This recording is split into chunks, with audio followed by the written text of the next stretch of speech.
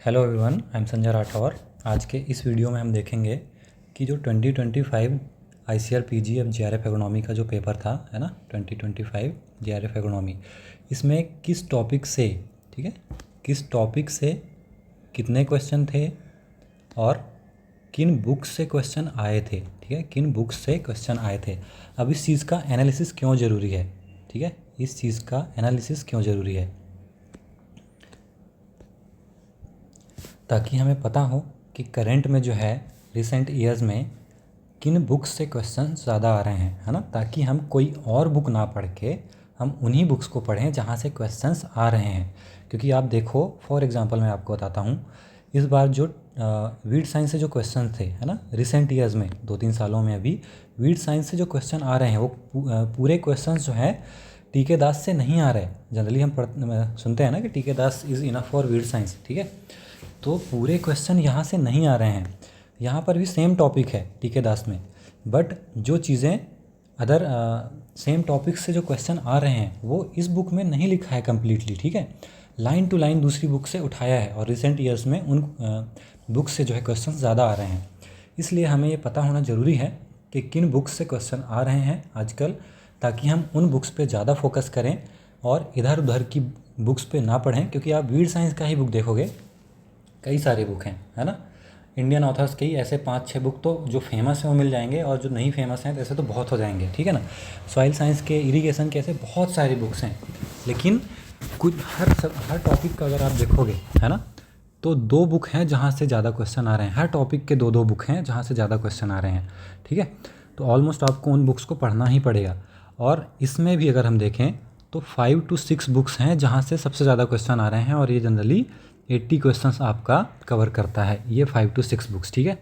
तो इसका जो है हम सेपरेटली जो है हम बुक्स का एक अलग वीडियो बनाऊंगा, जिसमें बताऊंगा कि किन बुक्स को जो है आपको 2026 के लिए ज़्यादा फोकस्ड होकर पढ़ना है ना। तो टॉपिक पे आते हैं अब हम, है ना, कि किन टॉपिक से इस वीडियो में जो है ना हम सिर्फ देखेंगे कि इस टॉपिक से कितना क्वेश्चन आया था, ठीक है, किस टॉपिक से कितना क्वेश्चन आया था और किस बुक से कौन सा क्वेश्चन आया है, कितना क्वेश्चन आया है, ये हम दूसरे वीडियो में जो है कवर करेंगे, ठीक है ना। तो सॉइल साइंस से सबसे ज़्यादा क्वेश्चन आता है ना। तो सॉइल साइंस में जो टोटल क्वेश्चन थे दैट इज़ 27, और इसमें बेसिक्स जो है क्वेश्चंस थे 6। सॉइल साइंस का जो बेसिक है उसमें 6 क्वेश्चन थे। टीएलएस से 1 क्वेश्चन है, हर साल 1 से 2 क्वेश्चन ही आता है। सॉइल फर्टिलिटी से सबसे ज़्यादा क्वेश्चन आता है, दैट इज़ अराउंड 20, ठीक है। इसके बाद वीड साइंस का देखें हम तो अराउंड 15 क्वेश्चन आता है। इस बार 15 क्वेश्चन आया था, और अराउंड ये 15-16 क्वेश्चन ही हमेशा रहता है, ठीक है, वीड साइंस से। इसके बाद प्लांट फिजियोलॉजी में अराउंड 10 to 15 क्वेश्चन रहते थे हर साल, बट इस साल जो है 19 to 20 क्वेश्चन आ गया, और वो भी बायोकेमिस्ट्री से ज़्यादा क्वेश्चन आए थे, और थोड़ा लेवल इन्होंने इस बार इंक्रीज़ किया है, ठीक है, प्लांट फिजियोलॉजी का। तो प्लांट फिजियोलॉजी का अगर मैं बताऊँ ना, तो सॉइल साइंस और वीड साइंस तो ठीक है, इजी थे क्वेश्चंस, बट फिजियोलॉजी का कंपेरेटिवली टफ था, ठीक है। और फिजियोलॉजी का अगर हम देखें कि क्वेश्चंस किस टाइप के आते हैं, तो उसका प्रिडिक्टेड है ही नहीं कि इस बुक से और इन टॉपिक से हमेशा इस तरह के क्वेश्चन आ रहे हों, है ना। पहले आते थे बट अब नहीं आ रहे हैं। इस साल अगर क्वेश्चन आया है ज़्यादा और थोड़े टफ आए हैं, तो ज़रूरी नहीं है कि नेक्स्ट ईयर भी टफ या फिर ज़्यादा क्वेश्चन आए, है ना, बट 10 to 15 क्वेश्चन तो रहेंगे ही फिजियोलॉजी से, ठीक है। तो फिजियोलॉजी कैसे कवर करना है इसको हम आगे बुक वाले क्वेश्चन में कवर करेंगे, ठीक है। इसके बाद इरिगेशन जो है 2 बुक से मेनली क्वेश्चन आया था, और 14 क्वेश्चन समथिंग था, ठीक है। AM माइकल से भी क्वेश्चन आ रहे हैं आजकल, ठीक है। हम लोग तो स्टूडेंट को क्लास में पढ़ाते हैं AM माइकल से, ठीक है, और वो क्वेश्चन आए भी थे। जैसे इस बार डैम का देखोगे आप, इंटरनेशनल डैम का पूछा था, और ये लाइन टू लाइन लिखी हुई है AM माइकल में, ठीक है। इसके बाद जो ऑस्मोटिक प्रेशर वाला क्वेश्चन था वो भी डायरेक्टली वहीं पे लिखा है, ठीक है। और ऐसे 2-3 क्वेश्चन थे जो कि डायरेक्टली इस बुक में लिखा है और कहीं नहीं लिखा है ना। तो इसलिए इन बुक्स को सिर्फ इंपॉर्टेंट चीज़ें जहाँ से क्वेश्चन आते हैं उनको कवर करना ज़रूरी है, ठीक है। तो ये चीज़ अपन देखेंगे जब कंप्लीट एनालिसिस करेंगे वीडियो में। इसके बाद 10 क्वेश्चन मेट्रोलॉजी था, मेट्रोलॉजी का, तो इसके लिए तो रेड्डी SR रेड्डी इनफ है ना। इसके बाद ड्राई लैंड भी रेड्डी SR रेड्डी इनफ है, इससे भी 5-6 क्वेश्चन आते हैं हर साल, तो और सेम तरह के क्वेश्चन ही आते हैं, है ना। तो ये भी 5-6 क्वेश्चन रहता है समथिंग, और principles of economy is enough. Numerical से रिसेंट ईयर्स में कम हुए क्वेश्चन, पहले तो 10 से 12 क्वेश्चन आते थे, बट अभी 4 से 6 क्वेश्चन ही आ रहे हैं, और इस साल तो 4 ही क्वेश्चन थे, ठीक है। न्यूमेरिकल काफ़ी ईजी रहता है और स्कोरिंग करना ईजी रहता है न्यूमेरिकल्स में, है ना, ईजी क्वेश्चंस रहते हैं। तो इस बार 4 न्यूमेरिकल के क्वेश्चन आए थे। इसके बाद क्रॉप प्रोडक्शन के क्वेश्चन जो है ना, ज़्यादातर इस बार जो क्वेश्चन थे राजेंद्र प्रसाद सर वाली बुक से ही क्वेश्चन थे ज़्यादातर, ठीक है। लाइन टू लाइन क्वेश्चन था इस बार, बताएंगे जब एनालिसिस करूँगा, है ना, तो इसमें लाइन टू लाइन क्वेश्चन इस पिक्चर लेके जो है ऐड करके दिखाऊंगा कि देखो ये लाइन टू लाइन ही क्वेश्चन आया हुआ है यहाँ से, ठीक है। तो ज़्यादातर क्वेश्चन यहीं से थे। इसके बाद क्रॉपिंग सिस्टम से तो 1-2 क्वेश्चन आते हैं, तो 1-2 क्वेश्चन ही थे, है ना। प्लांट ग्रोथ एंड डेवलपमेंट से भी अराउंड 1-2 क्वेश्चन ही थे, ठीक है।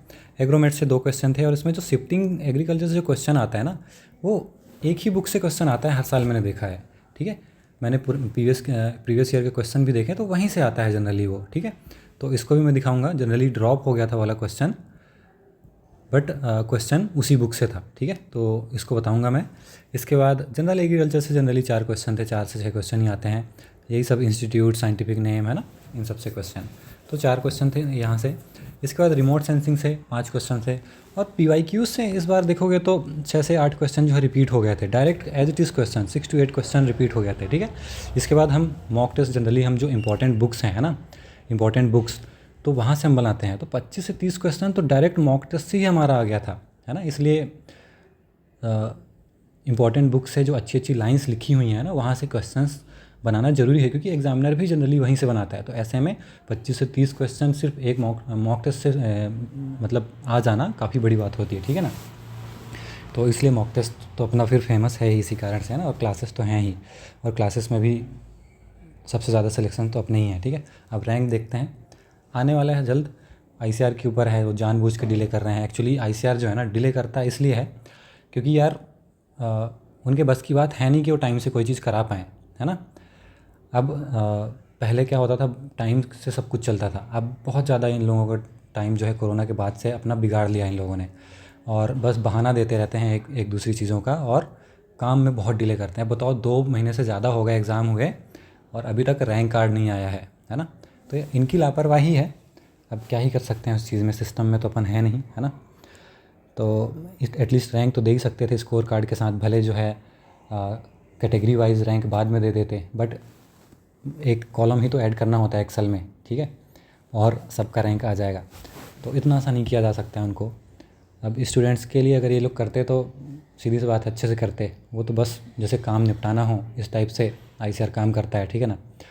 तो बताओ अभी तक 2 से ज़्यादा महीने हो गए हैं और अभी तक रैंक कार्ड नहीं दिया। काफ़ी बच्चे रोज़ मैसेज करते हैं सर कब आ रहा है, कब आ रहा है ना। तो हमें भी किसी को नहीं पता होता एक्चुअली। ICR जो है जब चाहेगा तब दे देगा, जब अपना कंप्लीट कर लेगा तब दे देगा, ठीक है। उससे पहले वो सिर्फ बहाने बनाते रहता है, ठीक है ना। तो ये एनालिसिस था, और इसमें जो है किन बुक से क्वेश्चन आए थे, ठीक है।